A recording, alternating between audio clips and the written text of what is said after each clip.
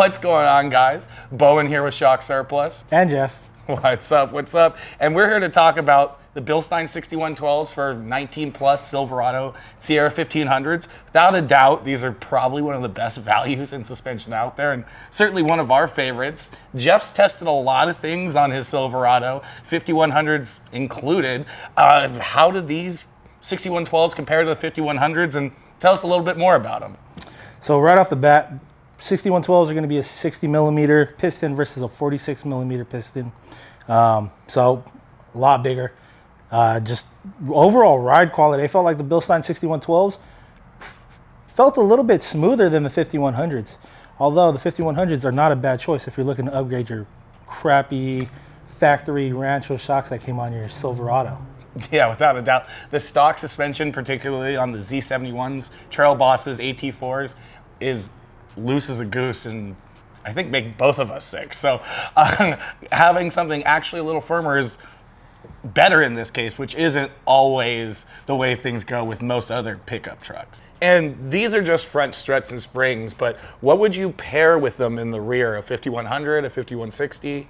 So when we tested these, we actually used the 5100s. Out at Johnson Valley, the rear end was bucking a lot. The shocks faded pretty quickly. So if you're going to be taking the truck off-road, spring the extra money, spend it on the 5160s to pair up with these 6112s in the front. If it's just going to be on the street, you're going to keep it on the road, 5100s will do you fine. Yeah, exactly. That external reservoir really is just for heat dissipation. So they don't really mess around much with the tune because it's already so good out of the box. Well, and I know these 6112s use a lot of stock components and can be used with a lot of stock components, but do you need an aftermarket upper control arm if you're using these at any lift height? So these are actually the Trail Boss 6112s. And we ran them on my truck, which is the non-Trail Boss. And we ran them at 3.2 inches of lift. So if you're doing that, definitely want to run upper control arms on your if you guys are running the non-Trail Boss part numbers on your non-Trail Boss, you don't need an upper control arm. Although you'll probably want to change out your upper control arms if you do have a Trail Boss and you are going up any higher than the factory Trail Boss height.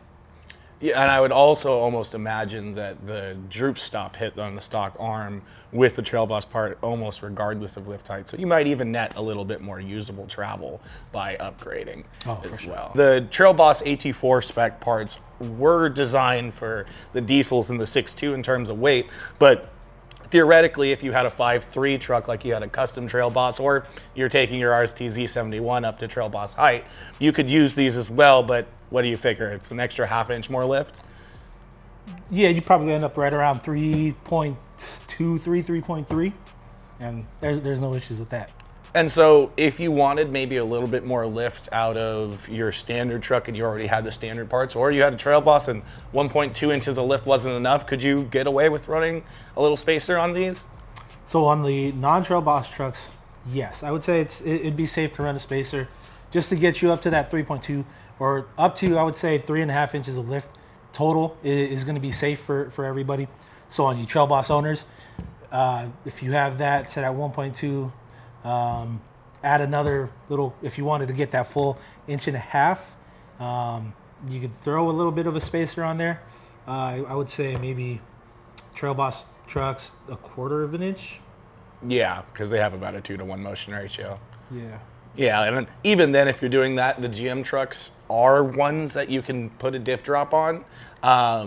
And actually clear the cross members and stuff like that. So if you are trying to probably push it a little bit, might be a good idea to just get that diff drop and be safe, although it's not usually something we recommend. Well, and of course, what I think most people are worried about, how do these feel on the street compared to stock, and especially the 5100s, I would even like to know if it is a worthwhile upgrade for somebody putting down the highway to grow with the bigger body struts rather than the little 5100s, which did pretty good. Yeah, while the 5100s were a big upgrade over the stock stuff, I mean, I would say these gave you the confidence to drive on the street. You didn't feel like you were riding in a boat, but they're still comfortable. And I would say a little bit more comfortable than even the 5100s. It feels like with the bigger body, with the bigger piston, they're not having to throw so much valving on here to compensate for the smaller damping ability from a smaller piston. Yeah, well, and on the front end of a full-size truck with a 2-to-1 motion ratio, it needs a lot of dampening force to work. So it totally makes sense that a larger piston that has a little bit more flow would give you that extra dampening force and not have to be tuned so stiff. Plus, with just them being digressive, to get into that soft high-speed compression valving, you have to have enough force to deflect those shims. And when the piston's bigger, those shims are thinner, and there's more room for the oil to flow around them. So it does make sense that even on the street, you'll probably notice the difference. And we touched briefly on how they performed off-road when we were out at King of the Hammers, but how did they really stack up? Going slow? Are they livable? Going fast? Do they party? So before we went to King of the Hammers, I kind of had it set in my head that I was going to take it easy and kind of keep it mellow because I knew I was going to be bringing the truck back. But I would say the second day, by the second day that we were out there, things got a little crazy. Things got a little bit fun, and I was surprised. These have been my favorite set of shocks that we tested on that truck. I wish we had the 5160s on there that day, just because the front felt super planted, going through 1 foot, 2 foot rollers sometimes even. And I didn't even have to air down because they were still comfortable on the rough chattery stuff. The over by in the back of the lake bed, we did some side by side tracking shots, and you guys will see it felt super smooth, planted. Did not feel like I wanted more or I wanted to push the truck anymore. Right? Yeah. Well, and I will say, for a couple bumps in a row, even the 5100s did good. But yeah, you could definitely see they were fading. It was like bump, bump, bump, whee! After a couple bumps, they're just a 2-inch body, and they got hot in the back. But yeah, the front end was working great. We locked into shots, and it was just coasting like a couch. Butter. And for towing and hauling, do you think it would have been any better to run the 5160 reservoir shocks? Or if you're just on the street and not really wheeling it hard, do you think a regular 5100 would be just as good? No, regular 5160s, 5100s is going to be the same when you're towing on the street. Now, if you decided that you wanted to take your trailer to some backcountry spots and you're driving a trailer through the forest service roads, maybe you'd want to get a 5160, just because there's more weight on that back end, and that it's gonna cycle through that suspension a little bit more, build up heat a little bit more. So strictly on road, definitely not needed. If you're going to be towing on fire service roads, probably something to consider. Yeah. Well, and honestly, those, even if you're not towing, a lot of those fire roads and washboard surfaces get your shocks hot when you're not even pushing them that hard. A lot of it is they're cycling a lot but not moving that far, so it's just a little bit of a shock getting hot. But yeah, no, it's good to know. We get questions all the time. Should I get a reservoir shock if I'm towing? And if it's on the street, I don't even think your 5100s would get warm. No.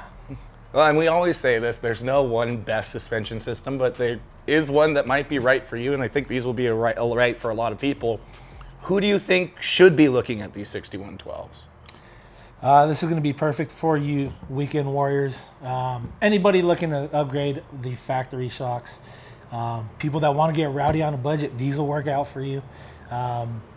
Just if you're looking to spend under $2,000 and you want something that's going to work day in, day out and not give you any issues, and you don't have to worry about rebuilding anything, this is going to be perfect for you.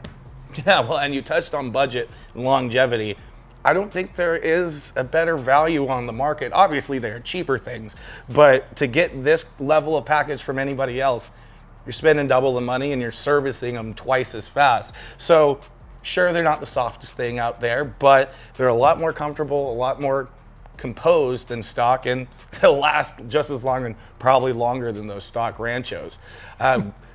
We have been assembling these for a while and really are probably one of the best choices, specifically if you have a Trail Boss model and you're looking for any lift, because the other options are twice as much money. So if you guys have questions about these, anything else for your Silverado, Sierra, Bronco, Tacoma, whatever you drive, however you get down, leave us a comment below, give us a shout on our website, and make sure you're subscribed. I'm Sean. I'm Jeff. We're going out wheeling.